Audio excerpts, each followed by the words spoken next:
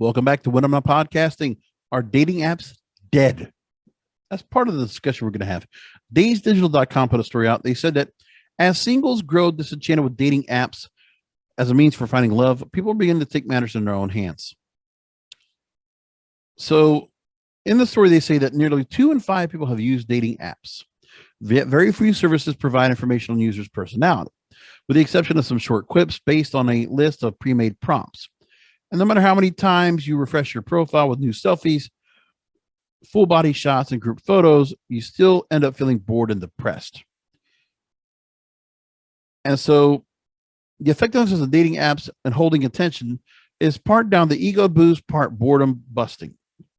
The act of swiping is proven to intensify pleasurable chemical reactions in the brain, with Dr. Liu, who talked to Psychology Today. I don't have his first name. I don't have it in the story.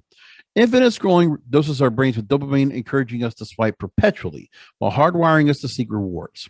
On the surface, there are no consequences to our actions, so it allows us to disassociate from the real world of our actions. We bench, put a potential partner on hold in case we find someone better, breadcrumb, which is lead someone on, and haunt, which continue creeping on people's stories even after ghosting them ad nauseum. And that second one is what I want to talk about today. Breadcrumbing. That's a new phrase in dating you should learn about right now. Of course, we talked about a number of others on the program. So now let's get to this one.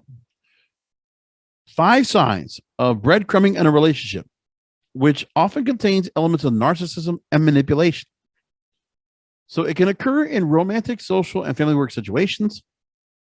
The breadcrumber may show tenderness when they want something, only to revert to their self-absorbed behavior when the objective is met. Many victims of breadcrumbing are on some level aware that they are being led on and strung along. And the important question to ask is, do I deserve better than the way I'm being treated in this relationship? So leading someone on and keeping someone's hopes up through small and superficial acts of interest, enticement, and flirtation, but ultimately disappointing the individual with false expectations, empty promises, and abandonment, emotional, if not physical. Now, it can occur in dating and romantic scenarios, family dynamics, friendships and social media, and in milder forms, breadcrumbing lacks consistency and integrity. At its worst, chronic and persistent breadcrumbing has elements of narcissism or manipulation and abuse. So here's a couple of the breadcrumbing characteristics. Number 1, emotional roller coaster and uncertainty. Those on the receiving end of breadcrumbing often experience an emotional roller coaster, disappointed most of the time with occasional false hope, along with the confusion and self-doubt. And the victim of breadcrumbing may question and even blame oneself for the breadcrumber's relational neglect. Is this become as a me? Did I do something wrong? Relationship dependence, where the victim keeps looking for the breadcrumber to dangle the next morsel of false hope to maintain the illusion of positive relationship. And some may try harder to please and prove their worth without receiving genuine acknowledgement and reciprocation in return.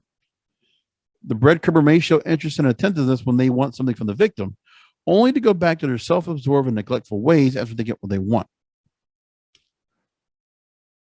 Then there's waiting and surrendering power. So the victim of breadcrumbing always seems to be waiting for the breadcrumber to text or call, to follow through on a long-held promise, or to finally show commitment to a relationship. And there's an unhealthy and inequitable dynamic created. The breadcrumber holds the power of attention, acceptance, and approval, while the victim surrenders their independence and self-respect. Then there's denial, feel used and manipulated. So breadcrumbing, some people will feel that they know better, they're aware of being led on and strung along, but continue to stay in the relationship to avoid facing the painful truth. The breadcrumber really doesn't care about them. And then there's loneliness and emptiness. The outcome of all the conditions above is that the victim of persistent breadcrumbing often feels loneliness, discouragement, depression, and perhaps most of all, emptiness from a lack of true substance in the relationship. So when you feel this at all, this is where texting, and this is what I don't know about this in the story in itself, is if there's anything being said about if it's through text conversations, through phone conversations, what kind of conversations being had. But they're just talking about dialogue in general. That's basically what they're saying. Now, it's also mostly physical as well. So they're saying it can be done through friendships and social media and dating. So dating apps. And if you're texting someone, This is why you need personal interaction. This is why you actually need someone. If you're not meeting them in person, this is damaging. It's not good for you. Get out of it. That's my personal thought. I'm going to leave it there. I'll talk to you next time.